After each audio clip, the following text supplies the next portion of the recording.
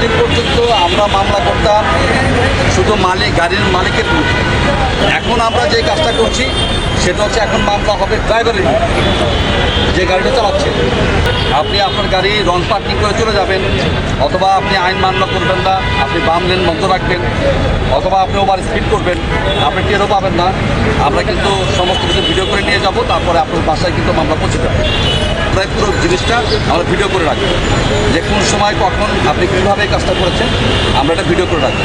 Video করে রাখার পরে আমরা এখন যেভাবে ভিডিও মামলা করছি, আমরা এই কার্যক্রমটা, এই প্রুফটা দিয়ে আমরা একই সঙ্গে আমাদের যে জুডিশিয়াল ম্যাজিস্ট্রেট আছে অথবা আমাদের যে এক্সিকিউটিভ ম্যাজিস্ট্রেট আছে সেখানে কিন্তু আমরা লিখিত পাঠিয়ে দিই। সুতরাং পরবর্তীতে কিন্তু আপনি নিশ্চিতভাবে আপনাকে কিন্তু আদালত ফেস করতে হবে। তো আমরা সবাইকে বিনয়ের সঙ্গে একটা কথা বলি, যে আমরা কারোর সঙ্গে কোনো বৈরী আচরণ করা, কাউকে আহত করা, কাউকে কষ্ট দেওয়া, এগুলোর জন্য কিন্তু আমরা কাজ করছি না। আমরা সবসময়ের জন্য বলি যে এই শহরে অসংখ্য দৃষ্টি প্রতিবন্ধী লোক বসবাস করে, এই শহরে অনেক শারীরিক প্রতিবন্ধী লোক বসবাস করে। এই শহরটা কিন্তু এখনও সাধারণ লোকের চলাচলের জন্য কিন্তু এখনও পুরোপুরি উপযুক্ত হয়নি। তাহলে একটা অন্ধ লোক, একজন ব্যক্তি যে হুইল চেয়ার ব্যবহার করছে, এখন সে কীভাবে এই শহরে কীভাবে থাকে? সুতরাং আমাদের কিন্তু চিন্তাভাবনা অনেক দূর। আমরা শহরটাকে ওইভাবে ঠিক করতে হবে। তো এই কাজটা আমরা শুরু করেছি। গণমাধ্যম কর্মীরা সবসময় আমাদের সঙ্গে থাকেন, আপনারা দয়া করে এটা প্রচার করবেন এবং আমাদের যাতে কোনো রকম কোনো ভুল বোঝাবুঝি কারোর সঙ্গে না হয়। আমরা সবাই ব্যবসা বান্ধব পরিবেশে কাজ করতে চাই এবং ব্যবসাকে আমরা এনকারেজ করতে চাই, কারণ ব্যবসার মাধ্যমে অর্থনৈতিক গতিশীলতা লাভ করে এবং ব্যবসায়ীরা কিন্তু সমাজে একটা অত্যন্ত গুরুত্বপূর্ণ ভূমিকা পালন করে। সুতরাং সবাই যার যার ব্যবসা বাণিজ্য বা অন্য পেশার যে কাজ আছে সেটা সবাই, আমি একটু কথা বলি, সবাই সবার মতো করে কাজ করুন এবং সবাই আইনের প্রতি শ্রদ্ধাশীল থাকুন, যাতে আমরা সবাই মিলে ভালো করতে পারি।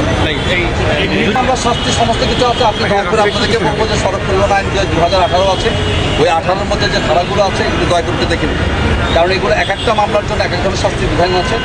এবং ইভেন কি আপনারা যদি ওই জিনিসটা জানতে চান, আমাদের এখানে যারা মাঠ পর্যায়ে কাজ করে তারা সময় নিয়ে আপনাদেরকে ব্রিফ করতে পারবে যে কোনটা করলে কী হয়। এবং আর একটা বিষয় আপনাদের মাধ্যমে আমরা জানাতে চাই, এবং সড়ক পরিবহন আইনে আপনি দেখবেন যে ওখানে ড্রাইভিং লাইসেন্সের পয়েন্ট দেওয়া হচ্ছে, যে একটা ড্রাইভিং লাইসেন্সের ফুল পয়েন্ট কত। আপনি একটা করে অন্যায় করবেন, আপনার ওখান থেকে পয়েন্ট কাটা যাবে। এই কার্যক্রমটা আমরা সম্প্রতি হাতে নিয়েছি। এটা 2-3 মাস পরে দেখবেন যে এটা আমরা ডেটাবেজে রেকর্ড করছি। সুতরাং যারা গাড়ি চালাচ্ছেন তারা একটু সতর্ক হবেন যে এখন শুধু জরিমানা দিলে চলবে না।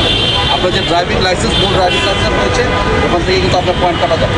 এই পয়েন্ট কাটতে কাটতে একটা সময় আপনার ড্রাইভিং লাইসেন্সটা বাতিল হয়ে যাবে। সুতরাং আপনি যে পেশায় আছেন এই পেশাটা কিন্তু আপনি আর এই কাজ করতে পারবেন। সুতরাং আমরা সবাইকে সচেতন করতে চাই যে আপনারা দয়া করে আইনের প্রতি সবাই শ্রদ্ধাশীল হন, যাতে আমরা সবাই মিলে ভালো একটা মহানগরী আমরা ঠিক করতে পারি।